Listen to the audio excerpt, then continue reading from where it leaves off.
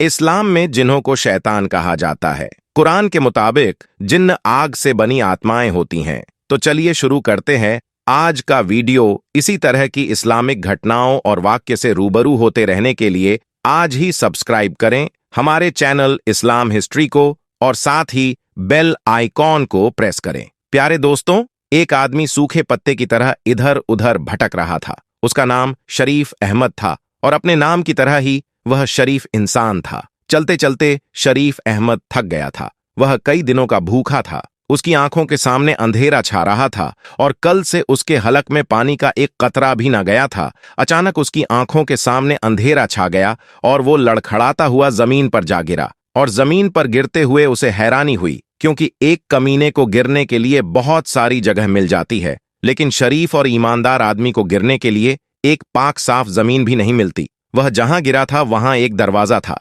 शरीफ अहमद दरवाजा पकड़कर खड़ा हो गया। उसने सर उठाकर दरवाजे की तरफ देखा तो वह एक मस्जिद का दरवाजा था, लेकिन उस दरवाजे पर एक बड़ा सा ताला लगा हुआ था। शरीफ अहमद की हालत बहुत बुरी थी। भूख की वजह से उसका बुरा हाल था और ऐसे वक्त में आदमी सिर्फ और सिर्फ रोटी के बारे में ही सोचता है। लेकिन वह सच्चा और शरीफ ईमानदार इंसान था, पक्का मुसलमान था। उसने मस्जिद के बंद दरवाजे को हैरत से देखा और सोचने लगा कि दरवाजा बंद क्यों है। जौहर की नमाज का वक्त हो रहा है, मगर नमाजी कहाँ है। इतने में किसी ने शरीफ अहमद के कंधे पर हाथ रखा और पूछा, कौन हो भाई, कहां से आए हो? तो शरीफ अहमद ने जवाब दिया, जी मैं तो अल्लाह का एक अजीज सा बंदा हूं। उस आदमी ने कहा कि हुले से तो तुम मौलवी मालूम पड़ते हो। शरीफ अहमद ने जवाब दिया, नमाज पढ़ना तो अल्लाह को याद करना ही है। मेरा नाम शरीफ अहमद है। तो उस आदमी ने कहा कि मेरा नाम खुदा बख्श है और यहाँ इस मस्जिद के पास वाले मकान में रहता हूँ और इस गांव के पंचायत का सरपंच भी हूँ। तो शरीफ अहमद ने पूछा कि भाई खुदा बख्श, ये मस्जिद बंद क्यों है? यहाँ नमाज क्यों नहीं हो रही? जोहर का वक्त हुआ जा रहा है। उसने कहा कि क्या पूछते हो मौलवी साहब, एक हफ्ते से मस्जिद बंद है और यहाँ जो मौलवी पहले नमाज पढ़ाया करता था, उसकी एक हरकत की वजह से उसे यहाँ से निकाल दिया गया। उस आदमी ने पूछा कि क्या आप हमारी मस्जिद में नमाज पढ़ा दिया करेंगे? तो शरीफ अहमद बोला, हाँ जरूर, क्यों नहीं। आप मुझे बस एक गिलास पानी पिला दीजिए। जौहर का वक्त हुआ जा रहा है, मैं अजान देकर नमाज का ऐलान करता हूँ। तो वो आदमी जिसका नाम खुदा बख्श था, उसने कहा कि आपके चेहरे से तो लग रहा है कि आपने कई दिनों से कुछ खाया नहीं है। पहले आप रोटी खा लीजिए, उसके बाद अजान दीजिएगा। शरीफ अहमद ने कहा, नमाज पढ़ने और पढ़ाने के लिए रोटी की नहीं, ईमान की जरूरत होती है। नमाज पढ़ने के बाद ही रोटी खा लूंगा। खुदा बख्श ने अपनी जेब से चाबी निकाली और मस्जिद का दरवाजा खोल दिया। दरवाजा खोलते ही शरीफ अहमद मस्जिद में दाखिल हो गया। इतनी देर में खुदा बख्श एक गिलास ठंडा पानी लेकर आया। शरीफ अहमद ने फर्श पर बैठकर पानी पिया और उसके बाद वजू किया। और जैसे ही अजान की आवाज गांव वालों ने सुनी तो गांव के कई मर्द नमाज पढ़ने के लिए मस्जिद की जानिब चल दिए। शरीफ की आवाज में एक सोज था। उसकी अजान गांव के हर शख्स के दिल में उतरती जा रही थी। अजान पूरी होने के बाद कई नमाजी मस्जिद के सहन में जमा हो चुके थे। सब लोग नए मौलवी की आमद से खुशी का इजहार कर रहे थे। गांव के लोगों ने यह बात खास तौर पर महसूस की कि नया मौलवी जवान है, लेकिन बहुत कमजोर है, और जवान होने के बावजूद नए मौलवी की आंखों में शर्म है। नमाज पढ़ने के बाद खुदा बख्श अपने घर से खाना लेकर आया और शरीफ अहमद के सामने रखा। शरीफ अहमद ने सबसे खाना खाने के लिए पूछा, लेकिन सब ने कहा कि हम अपने घर से खाना खाकर आए हैं। यह सुनकर शरीफ अहमद ने बिस्मिल्लाह पढ़कर खाना खाना शुरू किया। कई दिन बाद उसे खाना मिला था, तो लिहाजा हर निवाला उसके हलक में फंस रहा था। खुदा बख्श बोल के, मौलवी साहब, मस्जिद के साथ एक कमरा बना हुआ है, आप वहां रह सकते हैं। शरीफ अहमद ने कहा कि मैं मस्जिद में नमाज पढ़ाने के अलावा बच्चों को कुरान भी पढ़ाया करूंगा और उनको दुनियावी तालीम भी दूंगा। खुदा बख्श ने जवाब दिया, माशा अल्लाह, अल्लाह आपको इज्जा दे खुदा। बख्श के जाने के बाद शरीफ अहमद कमरे में गया और जैसे ही खिड़की खोली तो फौरन उसे बंद कर दिया, क्योंकि खिड़की से खुदा बख्श के घर का सहन साफ नजर आ रहा था। वहां एक जवान लड़की सहन में झाड़ू दे रही थी।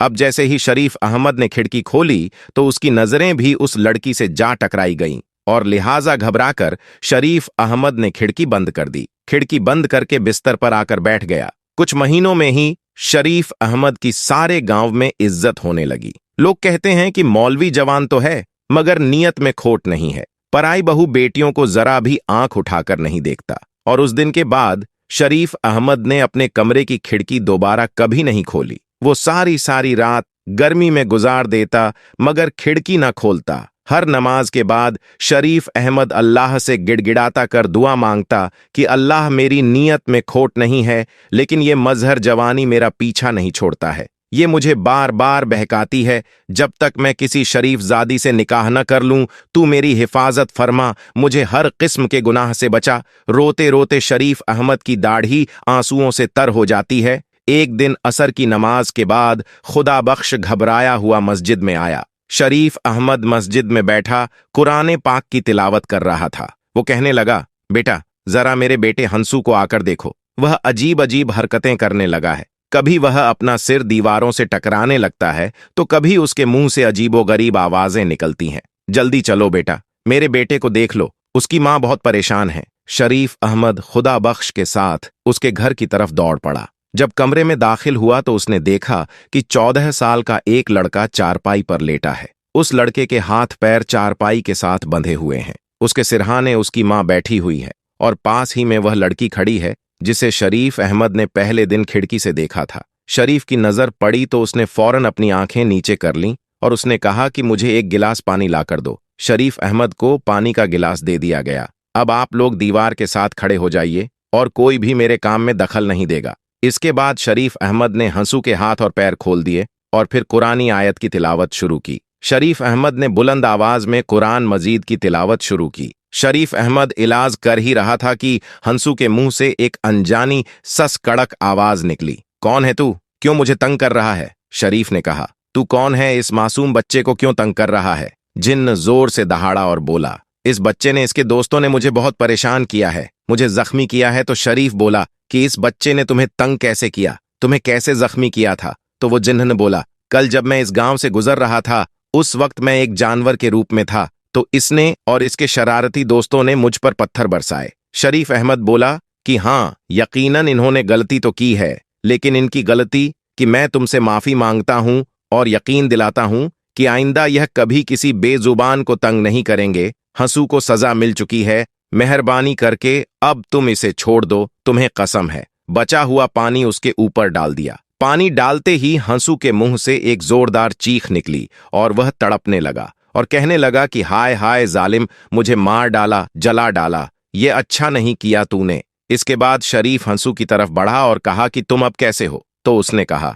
मैं ठीक हूं। खुदा बख्श ने कहा कि मौलवी बेटा, तुम्हारा बड़ा एहसान है हम पर। तो शरीफ अहमद ने कहा, मैंने कोई एहसान नहीं किया है, यह तो अल्लाह पाक की कलम का असर है, हालांकि पाक कलम में बहुत बरकत है। यह कहकर शरीफ अहमद ने अपना बैग उठाया और एक कलम और एक दवात निकाली। दवात खोलते ही पूरे कमरे में जाफरान की खुशबू फैल गई। शरीफ अहमद ने कलम को जाफरान में डब्बो दिया और ताबीज लिखने लगा था। ताबीज लिखने के बाद शरीफ अहमद ये ताबीज खुदा बख्श के दाएं हाथ में दिया और कहा कि इस ताबीज को चमड़े में लपेटकर हंसू के सीधे बाजू पर बांध देना। इस वाक्य के तीसरे दिन असर की नमाज के बाद शरीफ मस्जिद में बैठा हुआ था तो हंसू भागता हुआ आया और सलाम करके कहने लगा कि आपको अब्बा जान ने बुलाया है। तो शरीफ अहमद ने अपना बैग उठाया और तेज तेज कदमों से हंसू की तरफ चलने लगा। घर आकर खुदा बख्श की बीवी से पूछा, क्या हुआ? तो उसने कहा कि मौलवी बेटा, ना जाने क्यों उन जिन्होंने मेरा घर देख लिया है। पहले हंसू पर जिन्न आया था और अब माहारा पर। तो वो मौलवी शरीफ अहमद ने कहा कि आपको कैसे मालूम कि आपकी बेटी माहारा पर कोई जिन्न आया है? तो उसकी मां ने अपनी बेटी के बारे में बता दिया कि वह अजीब अजीब हरकतें कर रही है। उसके बाद शरीफ उस लड़की के साथ उसके कमरे में गया और वह वज़ाइफ करने लगा। नमाज के बाद शरीफ अहमद ने कलम और दवात निकाला और ताबीज लिखने लगा। फिर ताबीज खुदा बख्श को दिया और कहा, ये ताबीज चमड़े में सीकर माहारा के सीधे बाजू में बांध देना। ये कहकर शरीफ अहमद ने अपना बैग उठाया और घर से सलाम करता हुआ बाहर आ गया। अगले दिन शरीफ अहमद मस्जिद में बैठा हुआ कि उसे दोबारा हंसू बुलाने आ गया। उसकी बहन की तबीयत फिर खराब हो गई थी। शरीफ अहमद दोबारा घर गया तो घर जाते ही उसने कुछ नए लोगों को देखा था। वह एक बड़ी उम्र की औरत चारपाई पर बैठी थी, जबकि के सिरहाने पर एक लड़का खड़ा था। माहारा की मां ने कहा, आओ मौलवी बेटा, घबराओ नहीं, असल में ये माहारा की सास है और यह इसका मंगेतर है। शरीफ अहमद ने कहा कि अल्लाह ताला के कलम की बरकत से वह जिन्नजादी यकीनन माहारा का पीछा छोड़ देगी। कल मैंने जो ताबीज दिया था वह माहारा की बाजू पर बांधा था या नहीं? तो उसकी मां ने कहा कि मौलवी बेटा, मैंने तो रात को ही उसके दाएं हाथ पर ताबीज बांध दिया था, लेकिन सुबह देखा तो वह ताबीज उसके बाजू पर नहीं था। महारा से भी पूछा, मगर उसे भी मालूम नहीं था कि रात के वक्त यह ताबीज कहाँ गया। इसके बाद शरीफ सबके साथ कमरे में चला गया और इलाज शुरू कर दिया और कुरान पाक की तिलावत और वजीफा पढ़ता रहा और उसे कहने लगा कि तू जिन्नजादी है, औरत है, इसलिए मैं शराफत से कह रहा हूं कि इसे छोड़ दे, इसकी शादी होने वाली है। अगर तूने इसे नहीं छोड़ा तो यह सुनकर वह बोली कि शादी वह भी इस लड़की की भूल जाओ, क्योंकि वह शख्स जो कि इस लड़की से शादी करेगा वह शादी की पहली रात ही दर्दनाक मौत से मारा जाएगा, और यह मेरा वादा है और यह पत्थर की लकीर है। उसकी बात सुनकर उसकी होने वाली सास और मंगेतर का रंग सफेद पड़ गया। इतने में महारा अचानक अपनी जगह से चलती हुई दीवार की जानिब बढ़ी और डंडा लेकर उसके होने वाले शौहर और उसकी मां को मारने लगी और कहने लगी, तू मुझसे शादी करेगा। इतने में महारा के मां बाप महारा से डंडा छीनकर उसको काबू करने में लगे और उसको कमरे में बंद कर दिया। इसके बाद महारा की होने वाली सास कहने लगी कि माफ करना भाई साहब, आज मैं यह मंगनी तोड़ती हूं, मुझे नहीं करवानी अपने बेटे की शादी तुम्हारी इस बेटी से। यह कहकर वह दोनों माँ बेटा अपने घर चले गए। महारा के माँ बाप परेशान हो गए। शरीफ अहमद ने थोड़ी देर इंतजार किया, फिर अपना बैग संभाला और सलाम करता हुआ घर से बाहर निकल गया। शरीफ अहमद परेशान रहा। उसकी समझ में नहीं आ रहा था कि यह जिनजादी कितनी ताकतवर है जो उसके वजीफे के बाद भी महारा पर कब्जा जमाए बैठी है।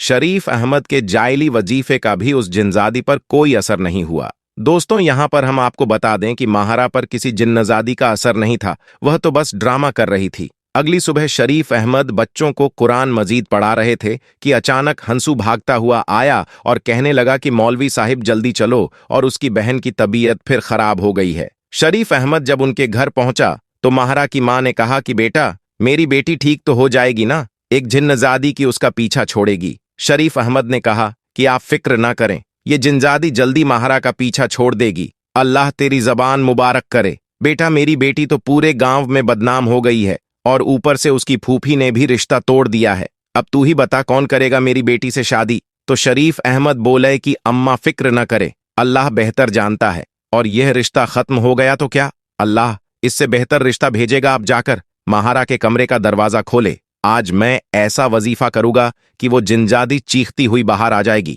और मेरे साथ कमरे में कोई नहीं होगा। शायद शरीफ को उस पर शक हो गया था। अब क्योंकि शरीफ अहमद भी बड़ा नेक इंसान था और उस लड़की की हालत भी दिन ब दिन खराब होती जा रही थी, इसलिए शरीफ अहमद आहिस्ता से चलता हुआ महारा की चारपाई के पास आया और महारा चारपाई पर बैठी हिल हिल कर अल्लाह की वील कर रही थी। शरीफ अहमद चारपाई के पास पहुंच गया, थोड़ी देर तक महारा को देखता रहा और फिर बोला, महारा, अब तुम ये नाटक बंद कर दो, तुम्हारे ऊपर कोई जिनजादी नहीं है, मुझे मालूम है। शरीफ अहमद की बात सुनकर महारा खामोश हो गई और शरीफ अहमद को घूरने लगी। उसने कहा, तो तुम्हें पता चल गया है कि मैं ड्रामा कर रही थी? शरीफ अहमद ने कहा, हाँ, मुझे पता चल गया है। और तूने अपनी आंखें लाल की हैं? तो महारा ने कहा, मैंने अपनी आंखें ग्लिसरीन डालकर लाल की है। शरीफ अहमद ने कहा कि तेरे इस नाटक की वजह से तेरे माँ बाप कितने परेशान हैं। महारा बोली कि मुझे अफसोस है इस बात का, लेकिन मैं मजबूर थी। मैंने नाटक रिश्ता तोड़ने के लिए किया था।